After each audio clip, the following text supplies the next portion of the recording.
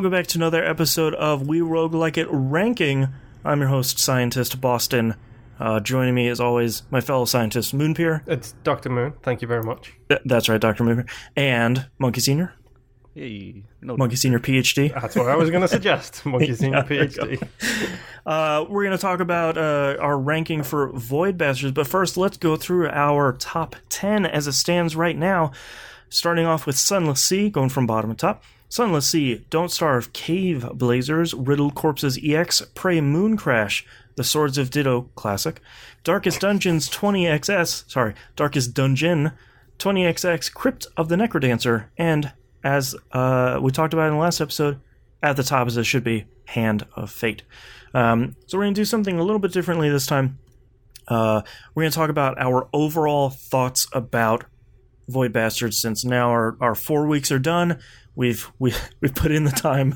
Now we can sort of talk about our overall impressions. Let's start with you, Moonpeer.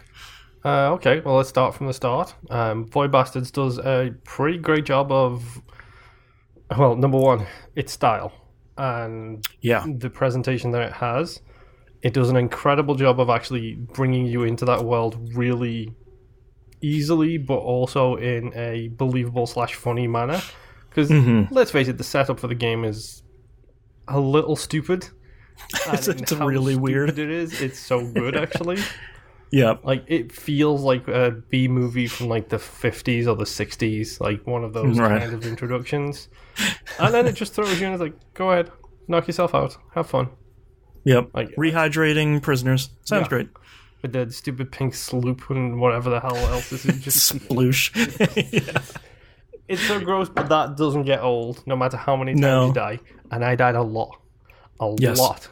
So it's kind of interesting that it just never gets too bad on top of that. Like, it always feels interesting to see the new person that you're going to see. Like, it does an amazing job of doing that. And then, obviously, you're left to go and explore the nebula with all of the stupid monsters and that do stupid things and stupid kill you because they're stupid. Yep. The game is not stupid. The monsters are stupid. The enemies are stupid because they're killing you. Yeah. No. Monkey Senior, how about you? This game is really, really fun to play. I really love all the bars you can fill for upgrading. Yeah. They really didn't need to have that bar because whenever you highlight it, like, you see what you need, but just seeing those bars fill whenever you come back and with whatever loot you've gotten, it's like, yes, you got 3 bars fill. Yeah. And the best thing about that as well is they also do the great /debag thing with roguelikes, where it's like you see 2 bars fill halfway and you're like, oh, and then you realize it's the exact same thing for both of them, so now you've got that Sophie's choice of which one are you going to pick up. What are you going to make? So it's really cool. And plus, in addition to that, all the upgrades are pretty cool. Like, each new weapon is fairly different, and then whenever you upgrade that weapon, you're like, oh, this is really good now. Like, and it looks different in the world too. Like, it's not just the same gun but stronger. It gets bigger. It looks different. It's a really good game. Really fun to play. I think one of the things that really struck me for Void Bastards that I don't think will get enough credit in general is its writing. There isn't a ton of it in the game, but all of it is really, really good. Even and I think ambient writing and, like, the stupid PA announcements on all the stupid ships. Yeah. Like, please note there is a delay on getting this form. This form must be filled out for you to breathe air. There is a 30-minute wait for this form. And it's just like, okay, sure. Right. Why not? Yeah, like, all the pirates are written really well. Your handler, that robot, is really, really great because he feels no remorse over the job that he's doing. The descriptions for what your prisoners did to get thrown in jail is always really good. The number of positive and negative traits is really great. I feel like a lot of the traits, whether or not they did it purposely, took a lot of inspiration from Rogue Legacy. It certainly felt the same, where it's like, all right, let's see what this guy's got when I'm re-rolling. But I feel like the perk pool is way bigger than Rogue Legacy was. Like we're still getting buffs and debuffs and perks that we've never seen before. None of us have seen the proper nouns perk either. So like there's just a ton of stuff in there, and I think it's a bummer that Void Bastards maybe doesn't play super well compared to modern shooters, and I think that's a benefit because it very much feels like a 90s shooter where you're not really worrying about super placement or shooting off limbs or anything like that. But I think for a lot of people that are interested in roguelikes and see this as part of Game Pass and want to go try it, I think some of the shooting in the early game might turn them off and saying like, well, the shooting isn't really great in the shooter, but and that's kind of a positive. It feels very much like a 90s shooter where it's like you're going to go into a room, you're going to blast a whole bunch of enemies, and they're going to die and drop stuff. Yeah, it's Doom, not Dead Space. Exactly. Yeah, put that on the back of the box. Mm-hmm. Yeah.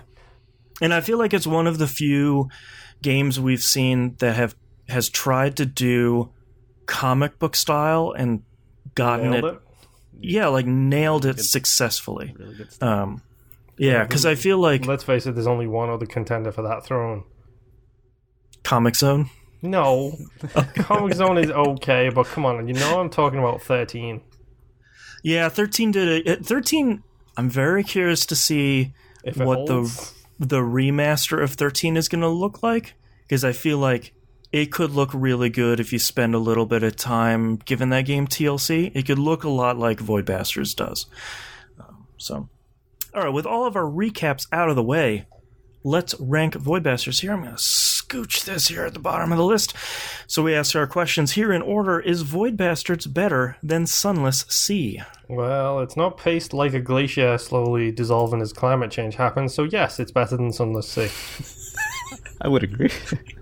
I would agree with that. Is Void Bastards better than Don't Starve? Yes, it's deeper for me. It's deeper. It's more enjoyable, and it's an actual roguelike, not a survival game. I would agree with that. And don't forget, people, Moonpeer's rule that he will remind me of at some point, and that is what we're deciding here in the list. Not whether or not Void Bastards is a better game than another game. It's whether it's a better roguelike. Another game. I should have prefaced that. Is Void Bastard... go ahead. Are we referring to that as Moonpeer's rule, though? Is that like... No, I just wanted to call it that, because you keep reminding me, and I was like, oh, right, yes, you're right. No. Yeah, congratulations.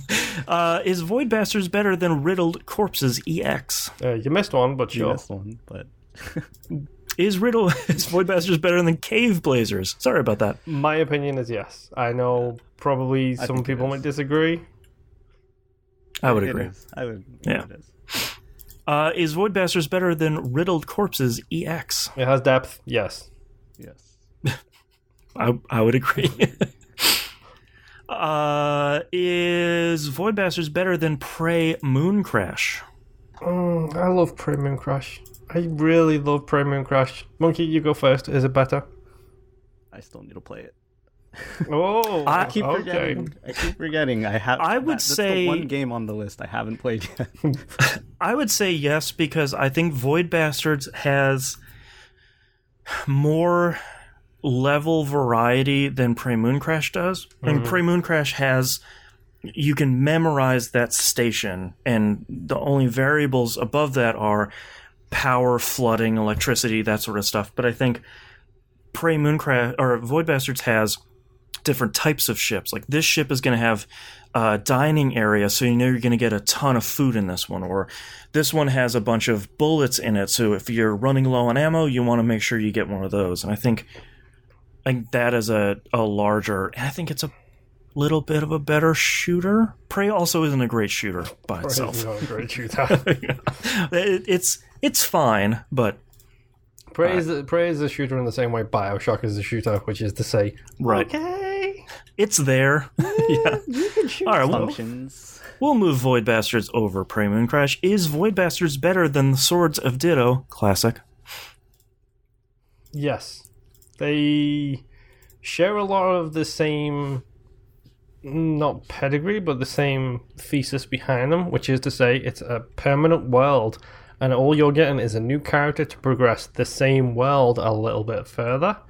So true, that's a good point. It's very much a similar kind of approach to the roguelike elements. I love Swords of Ditto. I think Swords of Ditto Classic is... Right. Thank you. It's a genuinely fantastic game. I think when we spoke about it, I mentioned that it seemed a little slow for me. Like it is very much that Zelda style, and it's a very good intro to the roguelike genre. I like Void Bastards more. Number one, it's got a curse word in the title. Number two, the monsters constantly curse at you, as do the pirates and everybody else. It's true. It's a much more mature, bite-size, like very quick first-person shooter. Do a couple of levels, blah blah blah blah blah, done. It's much more digestible than Swords of Ditto feels like to me. I think Swords of Ditto Classic, I think we had talked about it, that dying in Ditto Classic felt very punishing. Because you restart all the way to the back, and I think part of what I like so much about Void Bastards is death is not great. You're losing a character with maybe perks you've built up with the gene station. Maybe you have a whole bunch of ammo and you're really ready to go. You got a couple torpedoes or something. So death is inconvenient, but you don't have to start from the beginning of the game where it's like, go find an ID card. You don't have to do any of that. I think that's a big plus for Void Bastards over Ditto Classic. It also has the thing where you are limited in Void Bastards. It happens all the time. You prefer using the pistol, you run out of pistol bullets real quick, and then all of a sudden you're forced to use other items. I think Monkey actually brought it up with Swords of Ditto was... And at the end of that game, you have the two toys that you love to use, and they are the two toys that you stick with. It doesn't matter if they're part of the world. Like, I found the giant conker, so I used that giant conker every single chance I got. It's like, I found the two toys that worked for me, and that's it. I didn't experiment with all the other stuff, whereas this kind of forces you to experiment with other stuff. And then the upgrades in this are more than just, now you do poison damage. Now it's... This stupid little kitten thing that was useless now all of a sudden is one of the most powerful things in the game. It destroys an entire space station. Yeah. Okay. I will put that over Swords of Ditto then. Is Void Bastards better than Darkest Dungeon? Moonpier rule in effect. Moonpier rule in effect here, folks. I say yes. Right, Def? I think it's a better roguelike than Darkest Dungeon. I do as well. I was expecting much more argument from Boston on this one. Nope. Each one is a lot shorter than Darkest Dungeon. So. Thankfully. Yeah, I think like we've talked about before, Darkest Dungeon is a really great game, and it's a pretty good roguelike. Is Void Bastards better than 20XX? I think here it stops. Just because, like how I was talking about earlier and in the last episode, whenever I wasn't playing Void Bastards, I didn't want to go play it. Like, whenever I'm playing it, it's really fun. But whenever I'm not playing it, I don't want to play it. And 20XX, like, when we were playing that, I just always wanted to play it. Your Twitter feed was nothing but 20XX for like 4 solid weeks. It was just like, okay, Monkey really likes this game. All the way in. I really like that game, so... That's me. Moon, how do you feel? Because I would say Void Bastards is better than 20XX. I feel because I think Void Bastards has a more cohesive style than 20XX did. I think 20XX's style was a little bit all over the place, and I think the number of upgrades and the potential for variance in runs in Void Bastards was a little bit better for me. And I think that for me, I had a lot more fun playing Void Bastards. I think 20XX is a really great game. I think it's a really great roguelike. It's definitely on the harder spectrum of roguelikes. Like it's I think it's up there with being like, especially, I mean, Monkey, you did it too. Like those last 2 levels are really like, we're gonna poop on your face kind of levels. Like they just are so punishing. tiebreaker Moonpier. This is why we have 3 people on the show now. For me, it goes above it, but it goes above it for one reason and one reason only. And this is not meant as an insult to 20XX. It feels more original. The gameplay style might not be more original, sure. But they're telling an original story, and it's kind of an ode to 90s shooters, but at the same time, 20XX, you look at that, and that could be a Mega Man game. Like, right, you're like, that's Mega Man 2, okay, I see. But you don't look at Void Bastions and go, oh, that's Doom 2. No. You look at that main title screen and you think, why are all these people in prison jumpsuits? Why is that guy with the helmet got real big eyes? Mm-hmm. Why does the main menu look like a comic book? This is interesting. Yeah, I think it takes it from me just on style and originality alone. Like, literally for me, the two of them were like neck and neck. Like, literally, I could have gone either way for this. Like, I was like, I don't know. It is and it isn't. It is and it isn't. Yeah. Like, 20XX, this is where it gets tough. Controls better. It's a nice, tight, like super accurate control scheme. Nightmarishly difficult platforming in some places. Yeah. But then 20XX, I think, looks a little bit better, and like occasionally, like just when you get a stupid little thing running at you calling you the C word, it's kind of hilarious. Right. Okay, so we'll scooch that above, and is Void Bastards better than Crypt of the Necrodancer? Everyone say it all at once. No.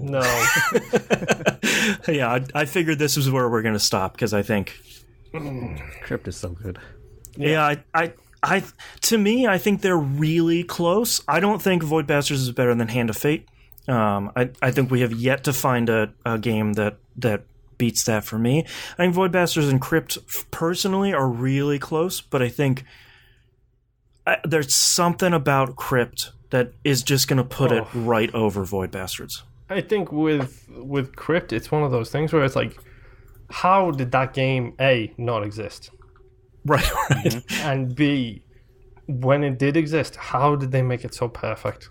Like, controls, music, story, plot, animation, art, everything. Like, I don't know. Freddie Mercury, everything. Yeah. Like, Crypt is ridiculously good. Yeah. I mean, they got Nintendo to give them the license for Zelda.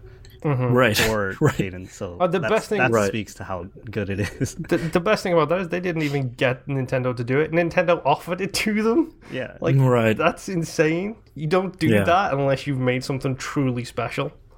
Yeah.